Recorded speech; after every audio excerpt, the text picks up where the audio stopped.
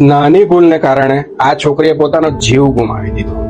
હકીકતમાં છોકરીના ઘરે પૂજા હતી અને એ પૂજામાં બેસવા માટે આ છોકરી ખૂબ જ વધારે એક્સાઇટેડ હતી.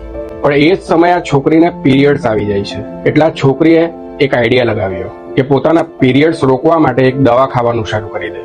અને એ દવા એણે સતત 3 દિવસ સુધી ખાધી. પણ એ દવાના કારણે આ છોકરીના પેટમાં અસહ્ય દુખાવો શરૂ થઈ ગયો અને તેના હાથ પગ પણ ખૂબ જ ખરાબ રીતે સૂજી ગયા.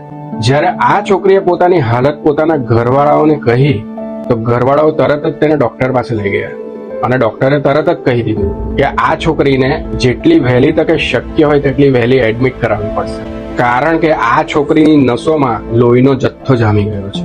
પણ છોકરીના ઘરવાળાઓએ એક નાની બેદરકારી કરી દીધી અને ડોક્ટરને કહી દીધું કે તમે હમણાં કોઈ સામાન્ય દવા આપી દો, અમારા ઘરે એક પૂજા છે જ્યાં આ છોકરીનું બેસવું ખૂબ જ જરૂરી છે. કાલે અમે આ છોકરીને તરત જ એડમિટ કરાવી દઈશું, પણ હાલ માટે પ્લીઝ તમે દવા આપી દો.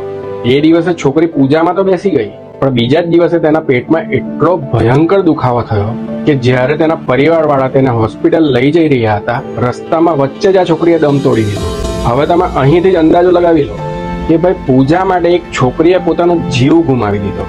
મારી તમામ છોકરીઓને જે આ વિડીયો જોઈ રહી છે તેમને હાથ જોડીને વિનંતી છે કે તમારા ઘરે કોઈ પૂજા હોય તો પણ પીરિયડ્સ રોકવાની દવા ક્યારેય ન ખાશો, કારણ કે તમારી એક દવા તમારો જીવ લઈ શકે છે. અને હું તમને આ પણ કહેવા માંગુ છું કે ભાઈ સૌથી પહેલા જીવ મહત્વનો છે. પૂજા તો બીજી વાર પણ થઈ શકે, પણ તમારો જીવ પાછો નહીં આવી શકે. તો આ વિડીયો વધારેમાં વધારે શેર કરી દો જેથી સમાજમાં જાગૃતિ ફેલાઈ શકે.